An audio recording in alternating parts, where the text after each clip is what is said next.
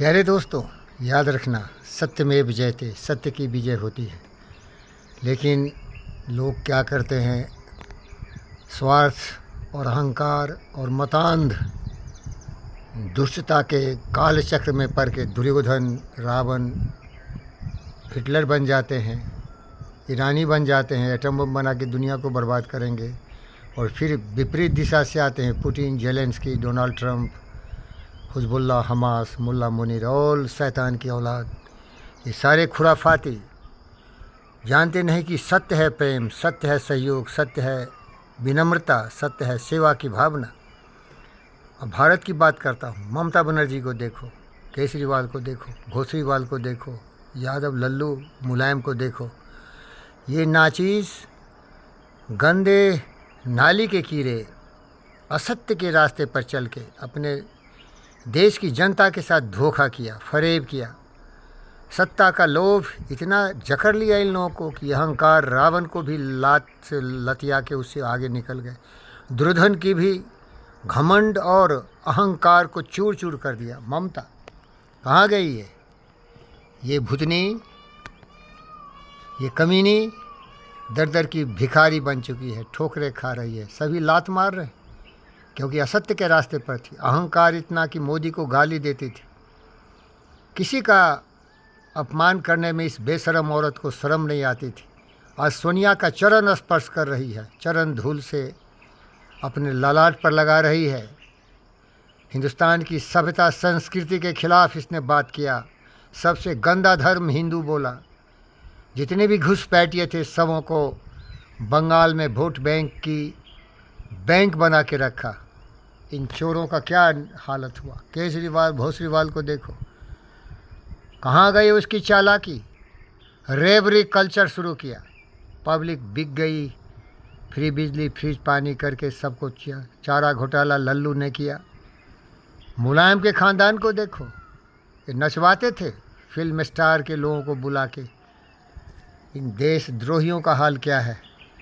ये लोग अनपढ़ गंवार है भाई।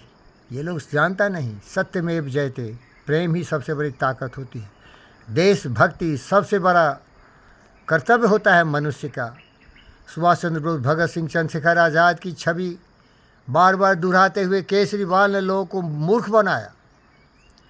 उनकी तस्वीरें अपने कैमरे में लगाया।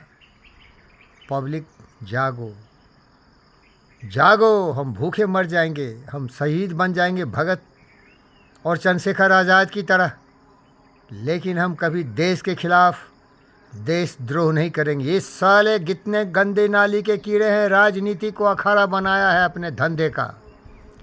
इसमें देशभक्तों की आवश्यकता है। ये चालाक सम्राट बनना चाहते हैं, राजकुमार बने हुए हैं। सीख लो सालों इन गद्दारों को देख के। आज की जनता समझदार हो रही है, हमारी युवा पीढ़ी समझ रही है उनकी समस्याओं का समाधान। जनसंख्या, बढ़ती हुई बेरोजगारी और शिक्षा। अरे भाई, हमारे बाल बच्चों को अगर रोज़गार नहीं है कैसे जिएंगे बोलो? मैं खुद बेरोज़गार हूँ। रोज़गारी का दर्द मालूम है। जिसके पास नहीं है पैसा उसका जग में जीवन कैसा? ये साले शीश महल बना रहे हैं, महल खड़ा कर रहे हैं, जनता को लूट रहे हैं, बेवकूफ़ बना रहे हैं, मुसलमानों को भटका के वोट बैंक की राजनीति कर रहे हैं। खुद तो राज ठाठ में ज़िंदगी जी रहे हैं। अरे राजनीति का मतलब है, मार्कस ऑरेलियस से सीखो, तुम सेवक है। भरत की तरह गद्दी पर बैठो लेकिन जनता को राम समझो। और जब राम वनवासित हुए तो भरत ने राम के खराम को सिंहासन पर बैठा के पूजा किया था। हमारी जनता पूज्य है। ये ऐसो आराम का गद्दी नहीं है भाई, ये कांटों का सेज है। भक्ति, देशभक्ति, जनभक्ति, जनशक्ति।